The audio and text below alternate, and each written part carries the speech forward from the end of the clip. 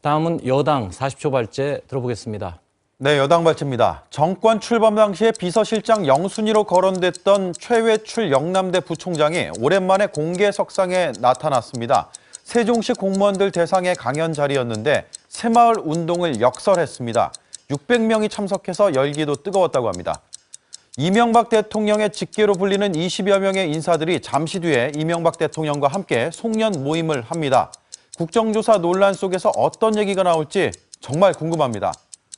원희룡 제주지사가 도의회와 충돌했는데요. 원희룡 지사가 도의회에서 묻지마 예산 증액을 문제 삼자 의장이 마이크를 끄고 나가버렸다는 겁니다. 이런 장면 처음 봅니다.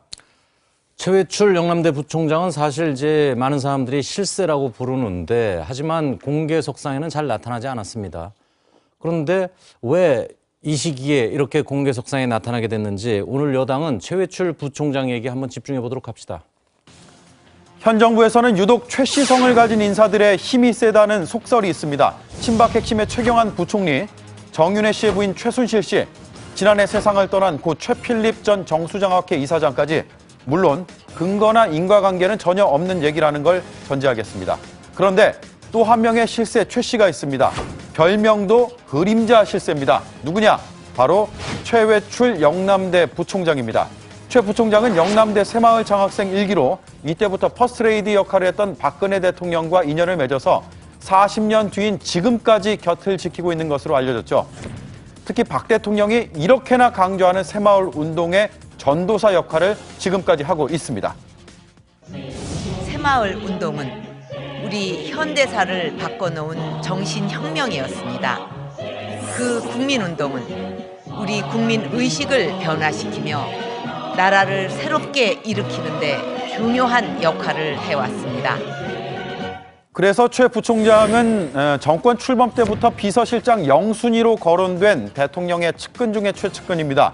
최 부총장은 세간의 평가와 관심과 달리 대중에게는 알려진 정보는 거의 없습니다. 지난 대선 때 박근혜 후보의 특보를 맡았던 것 외에는 정치권과 철저하게 거리를 두면서 은인자중하고 있었습니다. 그러던 어제 최 부총장이 공개석상에 나타났습니다.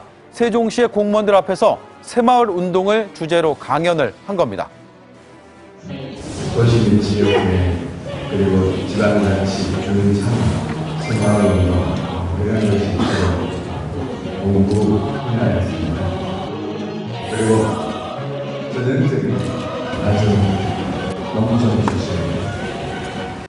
이 강연에는 업무가 한창인 시간임에도 불구하고 무려 600여 명의 세종시 공무원이 몰려서 역시 실세가 맞구나를 입증했다고 합니다. 그런데 어제 이 강연을 두고 여권에서 갑자기 갖가지 해석들이 나오기 시작합니다. 아니 왜 이 시점에 최 부총장이 공무원들 앞에 섰을까라는 게 의문의 첫 출발점이고요. 비선 실세로 불리는 정윤회 씨 논란이 끝자락으로 향하는 바로 이때 말이죠. 그리고 정윤회 국정개입 의혹의 정리 국면에서 인사 개편이 불가피한 거 아니냐라는 점과 맞물리면서 그렇다면 청와대 차기 비서실장으로 기용되는 것 아니냐 이런 해석까지도 확대 발전하고 있습니다. 글쎄요, 인사는 인사권자의 마음이기 때문에 더 자세히 말할 수는 없겠죠. 다만 그동안 개각과 인사 개편에 대해서 모른다로 일관했던 청와대가 오늘은 여론을 잘 듣고 있다면서 사뭇 달라진 입장을 내놓으면서 이런 하마평에 무게가 실리고 있습니다. 어수선한 연말 여의도의 최대 관심사가 그래서 인사 문제로 모아지게 된 겁니다.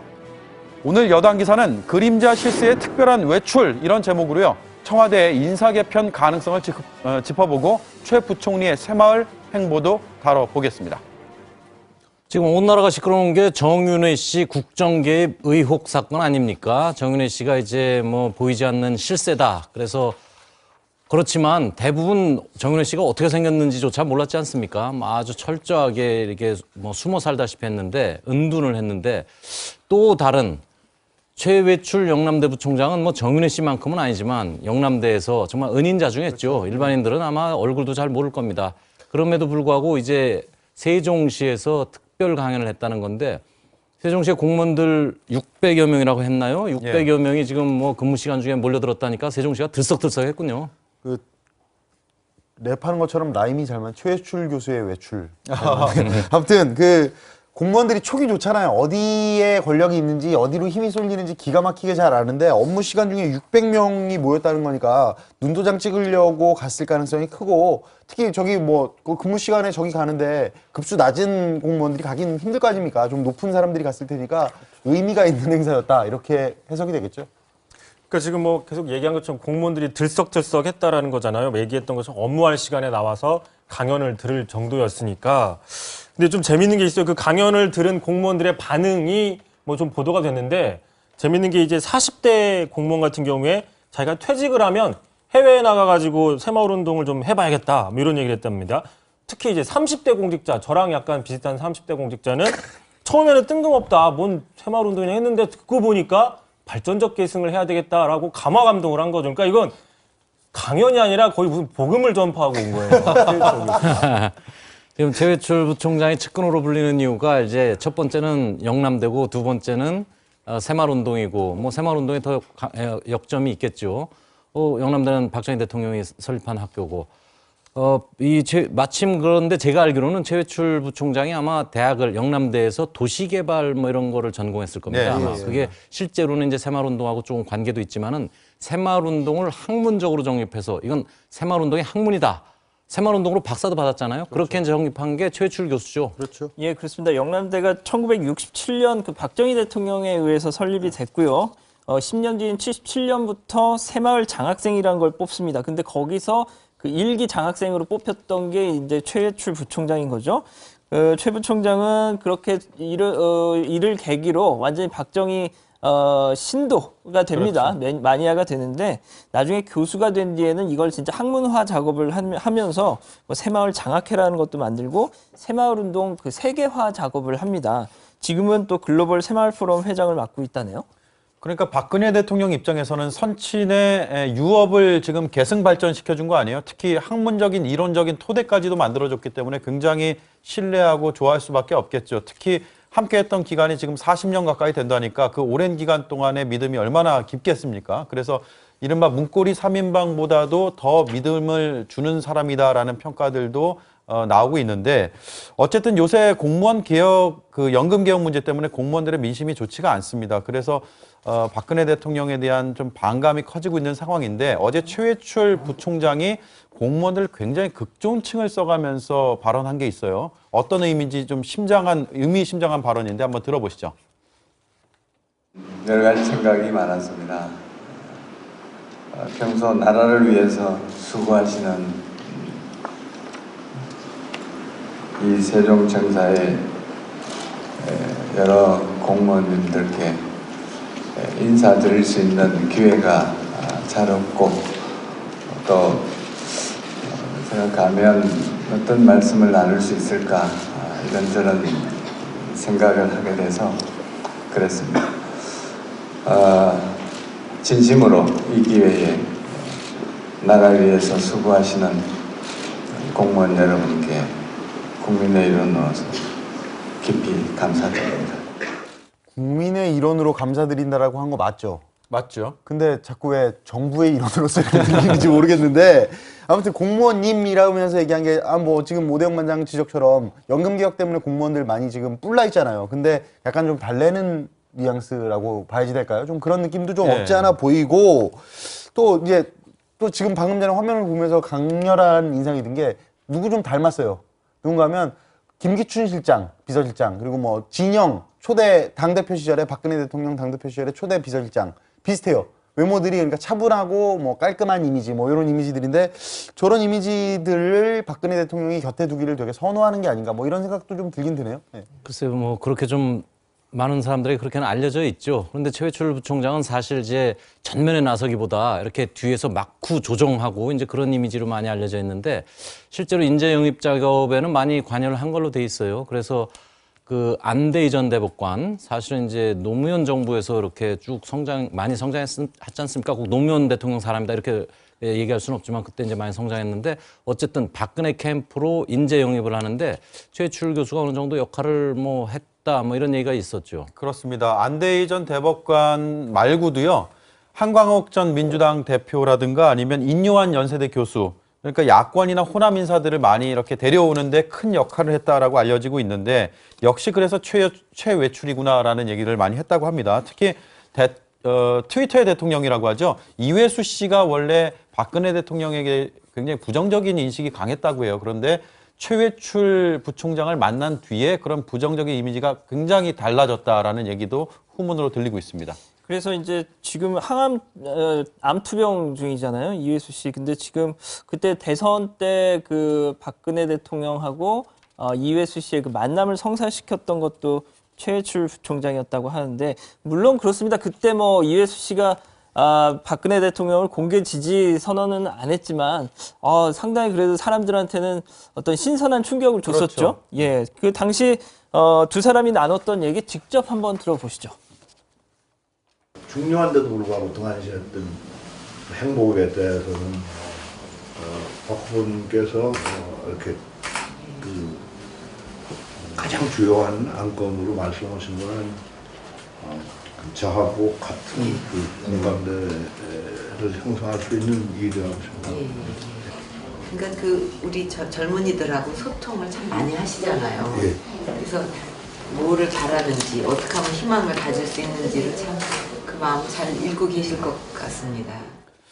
친박계에서 10월, 11월에 반기문 대망론 띄운다는 얘기 많았잖아요. 그렇죠. 원조가 있어요.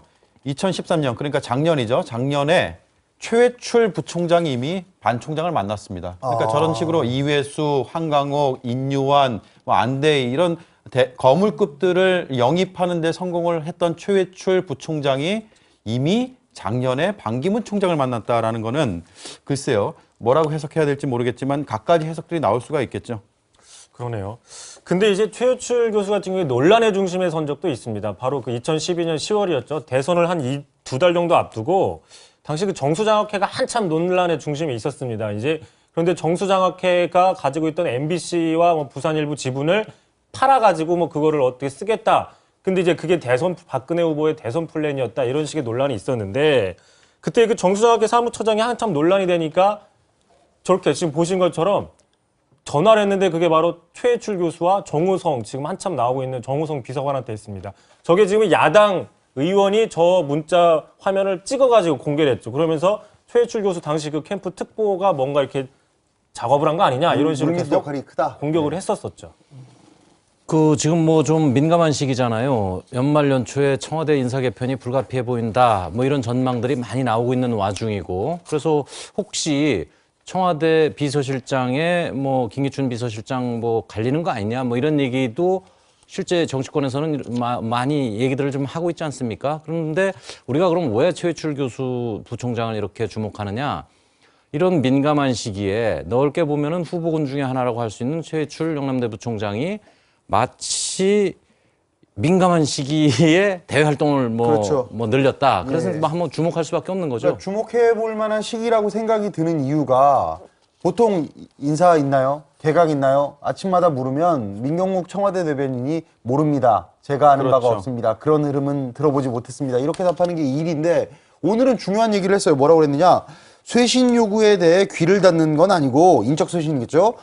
저희가 여론을 잘 듣고 있다. 언론에서 제시해 주신 고귀한 의견들에 대해 눈여겨보고 있다라고 얘기를 했는데 언론에서 지금 개각해야 된다, 시기를 놓치면 안 된다라는 얘기를 청와대가 듣고 있다라고 밝힌 것만 해도 이전에 모른다에서는 상당히 발전한 거라서 이거랑 뭐 그렇죠. 최출 부총장의 외출이랑 좀 의미가 있는지 보이는 거죠. 그렇죠. 요새 여의도에 가서 정치인들 만나면 많이들 만나시겠지만 연말에 인사 있느냐, 인사 개편이 있느냐, 개각 있느냐 이런 질문들을 저도 많이 받는데 저도 잘 모르잖아요. 국회의원들도 잘 모르는 거고 인사권자만 아는 건데 그럼에도 불구하고 오죽 답답하고 궁금하니까 이런 얘기를 서로 공유하고 싶어서 막 물어보게 되는데 더 중요한 거는 이런 미묘한 시점에 최혜출 부총장이 공개석상에 나타났다. 아니 왜 이 시점에 인사 개편하는 거 아니야? 그래? 그러면 차기 비서실장 하는 거 아니야? 라고 점점 더 확대 재생산이 되고 있다는 거예요.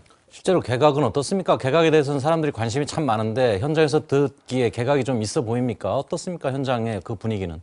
그러니까 야권에서도 예의주시라고 있는데 사실상 뭐 개각이나 어떤 인적 개편, 인적 쇄신이 이루어질 수밖에 없는 정국이다. 왜냐 지금 정윤회 국정개입 의혹이 계속 일파만파 퍼지고 있는데 검찰이 조만간 수사 결과를 발표하더라도 이거를 과연 국민들이 믿을 수 있겠냐 이거죠. 그러면 결국 더 들불처럼 번질 텐데 막을 수 있는 방법은 결국 인적 쇄신이다. 개각이랑 다 연쇄 반응이 올 수밖에 없다. 이렇게 지금 보고 있습니다. 야권에서. 특히 뭐 가장 큰 관심사는 총리 교체, 총리 누구로 할 거냐 뭐 이런 것 같아요. 일단 정홍원 지금 국무총리가 세월호 국면 와중에서 한번 이렇게 교체될 뻔하다가 사람을 구하지 못해서 계속 유임된 상태잖아요. 근데 만약에 저 상태로 계속 해를 넘어서 계속한다? 그러면은 국정 어떤 수행 동력, 운영 동력이 많이 떨어질 거다. 뭐 이런 지적이 많이 있죠. 자, 그런데 거론되는 인사들은 있습니까? 일단 뭐 새누리당의 이완구 원내대표가 총리직을 강력하게 희망을 한다? 아마 그렇죠. 뭐 거론된다? 그런 얘기는 우리 정치부의 시간에 뭐 여러 번 했잖아요. 그 얘기는. 아니, 실제로 확인되고 있고요. 그런 의중들이 주변에서. 그래서 오대영 반장이 별명도 하나 지었잖아요. 그 아이돌 그룹 2PM인데 2PM이 그 2PM이 아니라 이 완구할 때 이에다가 프라임 미니스터 2PM 저기 나오네요.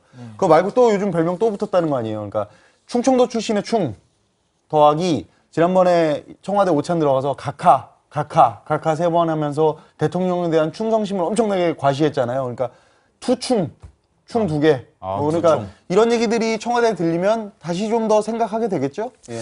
그런데 이제 그런 얘기는 나왔었는데 방금 말씀하신 그 각하 지난 7일 날 들어가서 각하를 3번 했잖아요.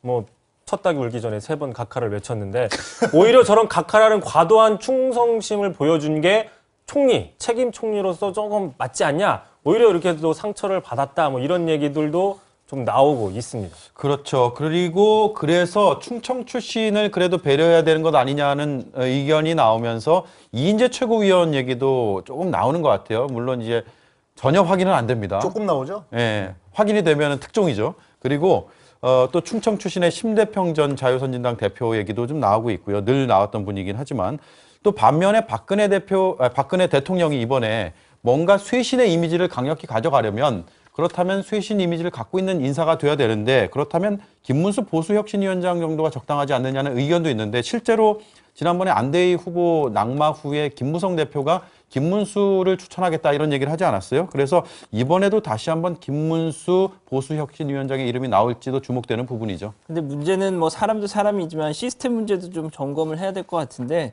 언론 보도를 보면은 뭐 박근혜 대통령이 어떤 대면 보고보다는 그냥 그 서면 보고, 전화 보고를 주로 받는다고 하잖아요. 또 그렇죠. 그리고 관저에 머무는 시간이 많아가지고 참모진과 페이스 투 페이스 이게 잘 없다고 뭐 이런 지적이 많은데 뭐 그런 걸 좀 고치는 차원에서 논의가 돼야지 뭐 마냥 그냥 사람만 바꾼다.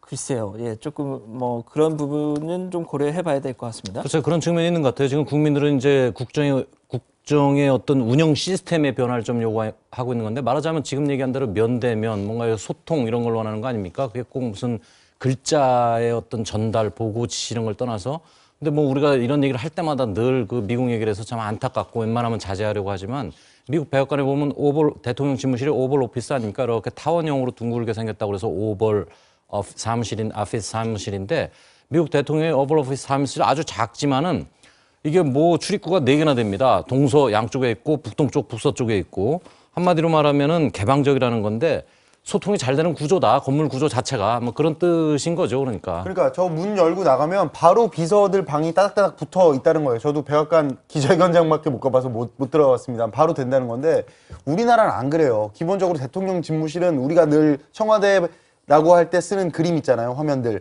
거기 비서들이 있는 게 아니에요. 거기서부터 차 타고 한 2, 3분, 그렇죠. 400~500m 정도 떨어진 데 위민관이라는 데가 있어서 거기 모여 있어요.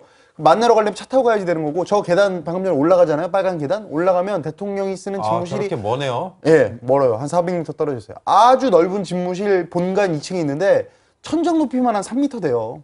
아주 권위적인 공간의 구조를 가지고 있으니까 좀 저기서 독대하면 무서울 거 아니에요. 좀 바꿀 필요가 있는 그러니까 거죠. 본관에 집무실과 비서동이 따로 있다는 거잖아요. 따르죠. 떨어져 있죠. 예. 그러니까 그러다 보니까 맨날 나오는 게 지금 비선 의혹, 비선 실세, 이른바 문고리 3인방 얘기가 바로 여기서 나오는 거 아닙니까? 그리고 뭐 독대를 한 번도 못하는 장관들도 있다는 거 아니에요. 특히 뭐 엊그제 저희가 정치부에서도 얘기했지만 국회의장이 직통 전화가 안 돼가지고 제발 전화 좀 받아주세요라고 방송에 나와서 얘기를 할 정도 되니까 뭐 야당이 불통이라고 얘기한 건 말할 것도 없고요. 그러니까 이런 문제들이 다 지금 파생되고 있습니다. 결국 공간의 리모델링 문제는 생각해 볼 대목인데 그에 앞서서 뭐 많은 사람들은 지금 국정 운영 시스템에 변화를 요구하는 거 아니겠습니까? 그런데 그런 요구에 대해서 뭐 그건 이제 별도의 문제고 오늘 얘기가 지금 너무 많이 번졌는데 사실 이 발제대로라면은 최회출 영남대 부총장 뭐 비서실장 하마평에 관한 리포트를 해야 되겠지만은 아직은 뭐 그렇게 좀 이른 감이 있고 민경욱 청와대 대변인 얘기를 들어보면은 뭐라 그럴까 인적 쇄신 청와대 인적 쇄신의 가능성도 있는 거 아니겠어요? 열어놓은 상태인 게 아니겠어요? 그 오늘 제목은 청와대 인적 쇄신 의견 듣고 있다 이런 제목으로 청와대 인적 쇄신의 가능성과 이에 따른 여권 움직임 뭐 이걸 좀 담아주도록 합시다.